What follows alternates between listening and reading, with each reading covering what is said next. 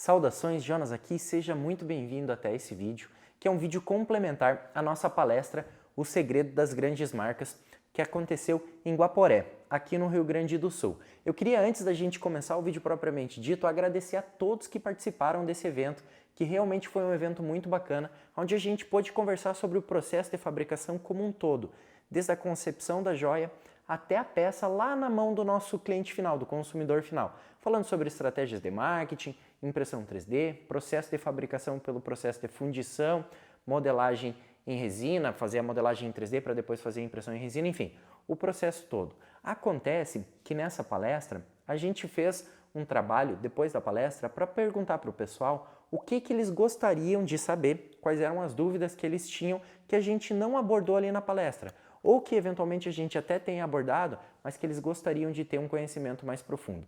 E é sobre isso que a gente vai falar hoje. Eu anotei aqui, eu tenho a minha colinha com 6 perguntas que eu vou conversar aqui com vocês para responder, para tirar toda essa nuvem que tenha ficado eventualmente na cabeça de alguém. E se você está assistindo a esse vídeo sem ter participado da palestra, pode ter certeza que ele vai contribuir com o teu conhecimento no processo de fabricação de joias. O que eu fiz aqui? Vieram várias perguntas do pessoal, a gente compilou nessa set, então a gente procurou juntar algumas das perguntas com um conteúdo um pouquinho parecido para deixar o vídeo um pouquinho mais dinâmico. Faz favor, te inscreve aqui no canal, ativa o sininho para quando a gente fizer mais conteúdos sobre joalheria, utilizando a tecnologia 3D, sobre o mercado da joalheria, sobre fabricação de joias como em geral, você ser notificado e não perder nenhum conteúdo. Então vamos lá, deixa eu ver aqui a primeira pergunta. Jonas, eu fiz um curso básico no Senai de Rinoceros. Você tem um curso de rino avançado? Na verdade, o que eu tenho dentro do meu treinamento do curso online Joalheiro de Valor é o treinamento completo. O rino básico vai ser um dos módulos, o rino intermediário outro módulo, o rino avançado outro módulo e o rino especialista outro módulo. Por que eu não tenho um curso avançado separado? Porque do meu ponto de vista, do meu conhecimento, da minha visão, você não tem como separar o desenho intermediário do desenho básico, do desenho avançado, e não tem como separar isso do processo de fabricação. A gente já conversou sobre isso na palestra e eu sempre quero reafirmar contigo. Você aprender a desenhar no rinoceros não garante que você vai estar dentro da cadeia produtiva. O rinoceros é a ferramenta. O mais importante é você conhecer o processo como um todo. Então não, eu não tenho um treinamento de rinoceros avançado separado. O avançado do rinoceros dentro do processo de fabricação de joias está dentro do Joalheiro de Valor como um dos módulos dos 10 disponíveis para você, tá? Jonas, eu tenho uma impressora 3D aqui e às vezes as peças não saem, não completam. Por que isso acontece e como resolver? Bom, eu sou fabricante de impressoras 3D para joalheria já faz 6 anos. Se você estiver assistindo esse vídeo no futuro, a gente está em 2019, tá? Acontece que o processo de impressão 3D, você pode dividir os problemas que eventualmente você pode ter em dois. De um lado, você vai ter os problemas digitais, ou seja, problemas eventuais com os seus arquivos. E do outro lado, você vai ter possíveis problemas mecânicos, problemas com a impressora 3D, problema com a resina, problema com a bandeja. Vamos pegar o digital primeiro e falar um pouquinho sobre isso. É importante que você entenda como funciona uma impressora 3D. Uma impressora 3D constrói o objeto em camadas, tá? Para ele construir esse objeto, para você conseguir construir esse objeto utilizando a tecnologia 3D, você precisa dos famosos suportes. O que são suportes? São pequenos pinos que a gente coloca no desenho para dar sustentação para ela no momento da impressão. Existe um tipo de suporte que é bem característico, que é o tipo de suporte que vai evitar pontos negativos. Jonas, o que são pontos negativos? Quando você está construindo a peça, imagina que a gente está imprimindo uma peça, deixa eu ver ali na câmera, como isso aqui, tá? Ele tem tipo um ganchinho aqui em cima. Você vai imprimindo aqui, tá perfeito, tá?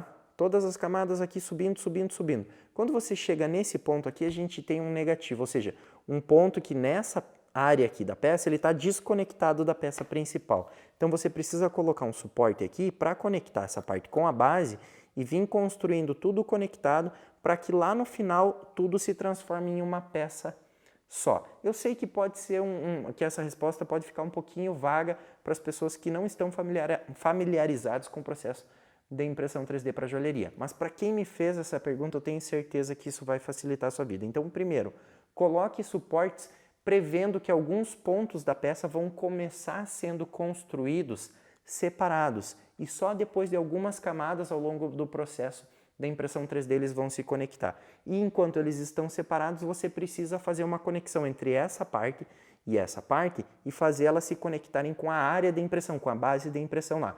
Isso você vai conseguir fazer com suportes. Isso é um dos conhecimentos que eu bato muito no curso Joalheiro de Valor, porque as pessoas pensam, bom, eu tenho uma impressora 3D, eu vou conseguir fazer absolutamente qualquer peça. Não é bem por aí. Quando você conhece o processo de impressão 3D, você desenha a peça já pensando nesses tais pontos negativos, para evitar que você tenha que colocar suportes, às vezes, em até locais inacessíveis. Então isso é uma das coisas que eu sempre conecto no treinamento. A gente vai desenhando peças, a gente vai desenhando joias, sempre pensando lá no futuro no processo de impressão 3D para tornar viável. Outra possibilidade é o seu arquivo pode estar aberto. Às vezes quando a gente começa a desenhar no Rhinoceros e não tem um conhecimento mais profundo do software, a gente faz a famosa gambiarra, a gente desenha a peça do jeito que dá. E isso às vezes ocasiona que o nosso arquivo, a nossa peça para ser impressa, o nosso arquivo em 3D, fica aberto, fica com buracos. Então a gente não tem uma malha perfeita para o processo de impressão 3D. E quando a gente tem arquivos abertos, arquivos que não foram construídos da forma correta, você vai acabar tendo problemas no momento da impressão. Feito essa parte do digital, do arquivo, do como você resolver os teus suportes, de como tem que ser um arquivo, que ele tem que estar todo fechadinho, a gente vai falar um pouco sobre as partes mecânicas, o que pode ter dar problema numa impressora 3D que ocasione essas falhas. Primeiro você tem que saber se você está utilizando impressoras laser ou impressoras DLP. São sistemas diferentes. Laser, como o nome diz, ela trabalha com laser, e DLP ela tem um sistema tipo esses projetores que a gente vê em escolas, em teatros, em cinema, e ele é um pouquinho alterado para conseguir fazer o processo de impressão 3D. No laser, ele leva um bom tempo para perder a potência, mas quando ele perde essa potência, o teu investimento costuma estar na casa aí, hoje em 2019, de 10 mil reais para fazer a substituição aqui no Brasil, tá? Porque é uma tecnologia que a gente não tem fabricada aqui no Brasil, tudo é importado. No DLP, você tem uma lâmpada dentro do projetor. Ela é muito parecida com a lâmpada que a gente tem nos projetores normais, mas elas têm algumas características específicas. Acontece que depois de um tempo, essa lâmpada perde um pouquinho da potência. E a perda dessa potência pode estar ocasionando aí algumas falhas na tua impressão 3D. Outra coisa é a bandeja. A bandeja é o tanque, onde a gente deposita a resina. Pode ser que a tua bandeja não esteja cristalina, não esteja totalmente transparente no fundo. Se for esse o caso, você precisa fazer o reparo da sua bandeja. Existem muitas possibilidades de você ter falhas, mas você batendo nesses pilares aí, que é construir um bom arquivo, pensando lá depois que você vai precisar colocar os suportes e que esses suportes vão dar sustentação para sua peça e vão evitar os pontos negativos. Então, quando você conecta desenho e a colocação dos suportes, você já resolve uma boa parte do seu problema. Quando você está um pouquinho além, você domina o Rhinoceros, o Rhinoceros, o Matrix, o Rhinogold, enfim, qualquer software, a ponto de não fazer gambiarras, a ponto de deixar um arquivo redondinho, perfeitinho, sem buracos no processo da impressão, você já blindou uma etapa.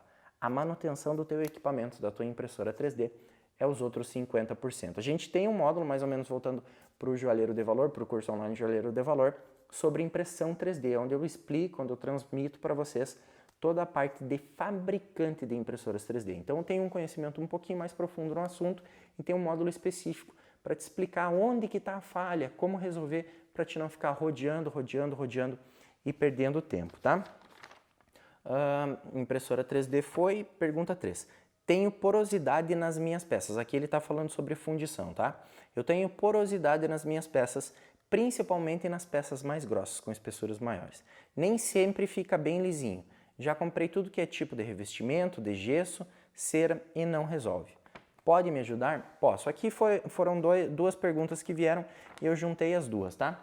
O que acontece? Quando você tem uma peça muito grossa e você derrama o metal, você derrete o metal lá e derrama dentro do seu tubo, o metal demora um pouquinho mais para passar do estado líquido para o estado sólido. Se você derramar, o tubo está a 750 graus, seu metal a 1050, por exemplo, tá?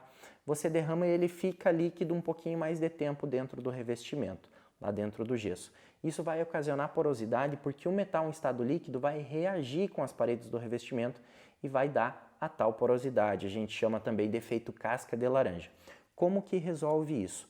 Baixa a temperatura da tua peça. Primeiro, você precisa ir lá no princípio e ver se você não pode, obviamente, deixar suas superfícies um pouquinho mais finas. Se for o caso de você ter a necessidade de precisar de uma superfície um pouquinho mais grossa, a questão é, baixa a temperatura. E agora a sacada. Imagina que você tem uma fundição para 80 tubos, tá? Você vai seguir a sua produção normal, não mexe nas temperaturas. O que está dando certo, o que está mantendo o teu bolso cheio, o que está fazendo a tua empresa sobreviver, você não altera. Mas você vai deixar 3 tubos lá no final para alinhar 100% o teu processo de fundição. O que tem que acontecer na fundição para ela ficar perfeita? Você precisa derramar o metal derretido dentro do tubo, ele precisa preencher todas as lacunas deixadas pela cera e ficar em estado líquido, passar do estado líquido para o estado sólido imediatamente. Ele não pode ficar líquido dentro do tubo para não dar essa reação. E como que você acha a menor temperatura para completar sem dar porosidade? Você vai fazer, digamos que a sua temperatura lá no forno é 750 graus, tá? Você vai fundir lá 77 tubos a 750 graus. E os últimos 3 tubos você vai baixar 20 graus, espera uma hora, derrama o metal, quebra o gesso e vê se completou. Se completou, você vai baixar mais 20 graus, esperar uma hora e ir para o próximo tubo. Quebra o revestimento e olha se completou. Se completou, você vai para o último tubo e vai baixar mais 20 graus e vai fazer a fundição e vai ver se completou. Qual que é o objetivo? Você chegar na temperatura mais baixa que completa as suas peças. Quando você chegar na temperatura mais baixa que completa as suas peças na fundição, você vai ter o melhor acabamento possível. Aquele acabamento que realmente reproduz o que você tinha nas peças em cera. Então, basicamente é isso. Quer resolver porosidade? O teu metal ou o teu tubo tem que estar na menor temperatura possível para completar, tá? Quarta pergunta, para que serve a liga metálica na fundição? Bom, liga metálica, vamos pensar aqui em ouro e prata, tá? Quando você tem uma liga metálica, você tem um material que você adiciona ao seu metal nobre, ao seu metal principal, nesse caso o ouro e a prata, com alguns objetivos bem específicos, tá? Na prata, a maioria das ligas tem o objetivo de deixar ela bem branca. Outro objetivo que a gente tem nas ligas é aumentar a fluidez para o processo de fundição, por exemplo. Existem ligas específicas para fundição e ligas específicas para você trabalhar com a joalheria artesanal, para você laminar, puxar fio, etc. A questão é que a liga vai proporcionar mais dureza nesse material, porque a prata e o ouro em estado em 100%, né, puros, a gente tem muita maciez, a gente tem uma peça que risca com facilidade, que entorta com facilidade. Então, um dos objetivos é dar rigidez, é dar robustez a essa peça. O segundo objetivo é deixar o metal com a cara que você quer. Na prata, o objetivo é deixar ela mais branca e evitar as oxidações. E no ouro, a gente tem, obviamente, várias possibilidades. A gente pode deixar o ouro com uma coloração mais rosa, mais amarelada, mais avermelhada, mais esverdeada. Inclusive, tem algumas ligas até patenteadas aqui no Brasil para dar características ao ouro. Na prata, uma coisa que muita gente faz é pensar que o objetivo da liga, que é uma porcentagem de metal menos nobre que vai na nossa liga completa, no nosso composto de liga metálica, as pessoas pensam, eu vou botar a liga porque a liga é mais barata que a prata. Tira isso da tua cabeça. O objetivo da liga não é deixar a prata mais barata ou o ouro mais barato. O objetivo da liga é levar até aquela mistura de metais as propriedades que você quer. No caso da fundição, deixar a prata mais branca, deixar ela com uma melhor fluidez, evitando então que tu tenha problemas na fundição e evitando que você tenha um trabalho excessivo depois de acabamento e dar aí a rigidez, a robustez, a durabilidade que a sua joia precisa para conquistar o espaço dela no mercado. Vamos para a próxima pergunta, como resolver bolhas na injeção de cera e por que há retração nas peças injetadas, tá? Os dois problemas que você está tendo aqui, eles são resolvidos da mesma forma, tá? Quando você tem uma temperatura muito alta lá na sua injetora, digamos que o fabricante te indique a trabalhar com a cera a 74 graus, por exemplo, tá? E você está colocando 90 porque a cera flui melhor. Quando você chega numa temperatura muito alta, você começa a passar para o processo de ebulição, ou seja, você quase ferve a sua cera. E quando você ferve, você começa a criar alguns óxidos, você começa a liberar oxigênio e isso vai converter em bolha. Da mesma forma a retração. você tem muita temperatura no momento da injeção e ela retrai depois quando ela começa a resfriar. Na cera, você pode levar em consideração a mesma lógica que eu falei para a porosidade do metal. Quanto mais baixa for a temperatura que você conseguir utilizar para completar as suas pecinhas em cera lá no momento da injeção, melhor. Esse é bem específico. Teu problema está sendo excesso de temperatura. Baixa a temperatura na tua injetora que as bolhas vão desaparecer e eu tenho certeza que você vai acabar com esse problema da retração. É claro que existe também a possibilidade de você estar esmagando demais a sua borracha ou dela ser muito macia no momento ali que você faz a injeção e aí quando você solta, ela dá a retração, ela modifica a peça. Mas eu acho que não é esse o seu caso. Baixa a temperatura porque a mesma pessoa me reclamou das mesmas coisas. A bolha e a retração. Os dois são sintomas aí de excesso de temperatura no seu processo de injeção, tá? Sexta e última pergunta, quanto tempo dura o seu curso de desenho no Rhino? Bom, mais uma vez, o meu curso não é um curso de desenho no Rhinoceros. O meu curso é um curso onde eu vou te ensinar em aulas online o processo todo do zero até a joia pronta. Você vai aprender a desenhar no Rhinoceros do zero até o especialista e vai entender como que tem que ser esse desenho para passar pelo processo de impressão 3D e passar pelo processo de fabricação, conseguir dar acabamento em todas as áreas da peça, enfim. Você tem acesso ao curso por 2 anos, você consegue assistir às aulas, você vai fazer parte do grupo do WhatsApp, você vai ter assessoria direto comigo durante 2 anos. A média que as pessoas levam para concluir esse curso é de 3 meses a 6 meses. A questão é que o conteúdo que você tem aqui assistindo no online é um conteúdo que se fosse presencial, muito provavelmente a gente ia ter mais de 1 ano, 2 aqui trocando ideias em uma turma para realmente todo mundo conseguir consumir o conteúdo. Então essa foi a solução que eu achei para resolver esse problema tanto do tempo quanto, bom, vou aprender só essa parte, ou só essa parte, ou só essa parte depois no processo de fabricação. Não dá certo. Bom, pessoal, essas aqui foram as dúvidas que ficaram da palestra O Segredo das Grandes Marcas para a gente fazer aqui esse vídeo e responder e tentar complementar ainda mais o conteúdo que a gente trocou uma ideia lá. Caso você tenha alguma outra pergunta, deixa aqui embaixo no campo dos comentários ou entre em contato com a nossa equipe. Se você fez parte do WhatsApp, você tem ali, se você fez parte da palestra, digo, você tem o WhatsApp do pessoal da equipe para trocar uma ideia e eu estou aqui sempre à disposição. Mais uma vez, muito obrigado, Guaporé, muito obrigado a todas as pessoas que fizeram essa ótima recepção com nós lá. Muito obrigado por ter assistido esse vídeo. Não te esquece de clicar aqui embaixo para se inscrever no canal, ativa o sininho para você receber as notificações. Então é isso, eu te deixo um forte abraço e eu te vejo no próximo vídeo.